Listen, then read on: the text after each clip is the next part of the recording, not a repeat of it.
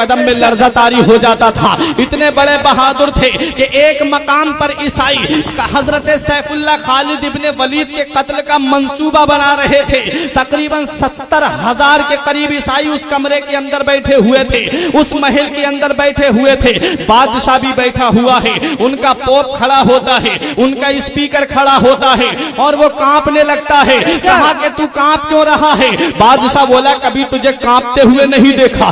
بادشاہ بولا کبھی تجھے لرزتے ہوئے نہیں دیکھا. کہا تیرے جسم میں یہ کپ کپی کیسی؟ تو بادشاہ سے اس نے کہا کہ اتنے بڑے مجمع میں مجھے ہو نہ ہو کہیں نہ کہیں مسلمان ضرور بیٹھا ہے. ان عیسائیوں نے ایک زبان ہو کر کے کہا تھا اتنے بڑے مجمع میں ایک مسلمان کیا مرنے کے لیے آئے گا؟ کہا مسلمان ضرور بیٹھا ہوا ہے. کہا پتہ کیسے لگے گا؟ کہا نبی کا واسطہ دے دو, مسلمان جہاں ہوگا وہی کھڑا ہو جائے گا. اس پوپ نے کھڑے ہو کر کے کہا تھا اے مسلمان تجھے تیرے نبی کا واسطہ ہے, جہاں بیٹھا ہے کھڑا ہو جا. مسلمان بیچ مجمع میں سے کھڑا ہو جاتا ہے, چادر اوڑے ہوئے ہے, گدلی اوڑے ہوئے ہے. بادشاہ نے کہا یہ تنہا مسلمان یہاں مرنے کے لیے آیا ہے, یہ تنہا مسلمان یہاں پر کس لیے آیا ہے؟ مسلمان سے کہا ذرا اسے میرے قریب لے کر کے آ. مسلمان کہتا ہے یہ ہماری شان نہیں ہے کہ ہم کسی کے سامنے جائیں. ارے ہم اپنے رب کی بارگاہ میں جھکتے ہیں, جسے جھکنا ہے وہ ہمارے سامنے جھکے. آج مسلمان تو غیروں کے سامنے جھکتا ہوا نظر آ رہا ہے. اے مسلمان آج تو غیروں کے سامنے کانپتا ہوا نظر آ رہا ہے. وہ پہلے کے مسلمان تھے جو نعرہ لگاتے تھے تو یہودیوں کے محلوں میں لرزہ طاری ہو جاتا تھا. وہ پہلے کے مسلمان تھے جن کی آواز سن کر کے کافر اپنے گھروں کے دروازے بند کر لیتے تھے. لیکن آج تیرا یہ حال کیا ہو گیا کہ تیرے گھر کے سامنے اگر 100 نمبر کی گاڑی کا ہارن بج جائے تیری نیند اڑ جاتی ہے. یہ وجہ کیا ہے؟ وجہ یہ ہے کہ تو نے مصطفیٰ کی غلامی کو چھوڑ دیا, تو نے اپنے نبی کی سیرت کو چھوڑ دیا, تو نے اپنے نبی کے کردار کو چھوڑ دیا, تو نے اپنے نبی کے بتائے ہوئے راستے پہ چلنا چھوڑ دیا. ارے وضع میں تم ہو نصارا تو تمدن میں ہنود. یہ مسلمان ہیں جنہیں دیکھ کے شرمائے یہود. یوں تم مرزا بھی ہو, سید بھی ہو, افغان بھی ہو, تم سبھی کچھ ہو, بتاؤ کہ مسلمان بھی ہو. تمہارے چہرے اس لائق نہیں, تمہارے کردار اس لائق نہیں جو تم نبی کے سنت پہ چلو. پیارے اگر تم کامیابی چاہتے ہو تو نبی کے طریقے پہ چلو. وہ پہلے کے مسلمان تھے 313 تھے تو ہزاروں کو پچھاڑ دیا, 72 تھے تو 22,000 کو پچھاڑ دیا. پہلے بھی تو مسلمان تھے. اسلام وہی ہے, قرآن وہی ہے, نبی کے ماننے والے وہی ہیں, بس طریقے بدل گئے ہیں, بس اصول بدل گئے ہیں. وہ پہلے کے مسلمان تھے, وہ معزز تھے جمع زمانے میں مسلمان ہو کر, اور ہم خوار ہوئے تاریخ قرآن ہو کر. درس قرآن اگر تم نے بھلایا ہوتا, یہ زمانہ نہ زمانے نے دکھایا ہوتا. ہمیں کرنی ہے شہنشاہ بطحا کی رضا جوئی. اگر وہ ہو گئے تو رحمت پروردگار اپنی نبی کی سیرت کو اپنا لے, نبی کے کردار کو اپنا لے.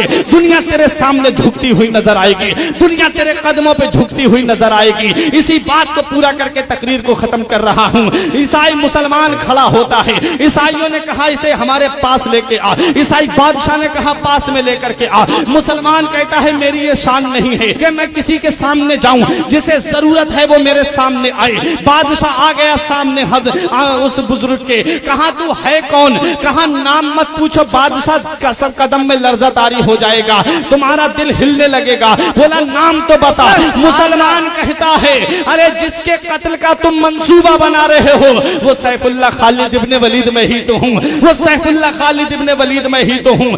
حیرت میں پڑ گئی عیسائی, عیسائیت حیرت میں پڑ جاتی ہے کہ جس کے قتل کا منصوبہ بنا رہے ہیں وہ ہمارے سامنے بیٹھا ہوا ہے. یہ تنہا مسلمان تھا, یہ نبی کی غیرت لے کر کے آئی تھی, یہ نبی کا عشق لے کر کے آیا تھا, یہ مذہب اسلام کا جذبہ لے کر کے آیا تھا. پیارے نبی مکے کی سرزمین پہ ہیں, یہی سیف اللہ خالد ابن ولید دوسرے راستے سے مکے میں داخل ہوتے ہیں. کافروں نے سوچا یہ 27-28 لوگ ہیں, لاؤ کیوں نہ ان پہ حملہ کر دیا جائے, لاؤ انہیں کیوں نہ حملہ کر کے ختم کر دیا جائے. سیف اللہ خالد ابن ولید کی فوج پہ جب حملہ کیا جاتا ہے 2-3 صحابی شہید ہو جاتے ہیں. نبی حرم کعبہ میں ہیں. یہ بات یاد رکھو, جو آج مسلمانوں کو ٹیررسٹ بتا رہے ہیں, جو آج مسلمانوں کو آتنکوادی بتا رہے ہیں, دیکھ لو نبی نے کیا پیغام ہمیں دیا ہے.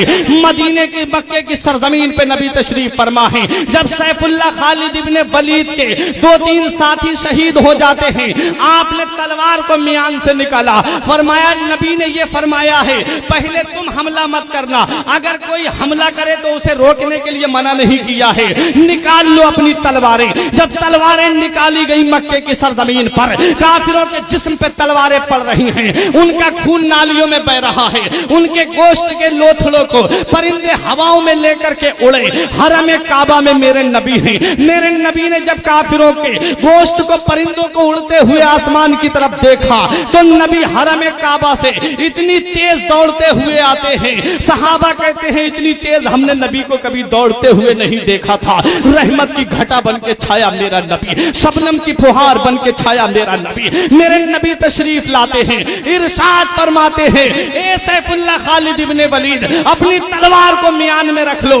अर्ज करते हैं आका आज का दिन तो बदला लेने का दिन है, आज का दिन तो खुरेजी करने का दिन है, आज का दिन तो चुन चुन के मारने का दिन है।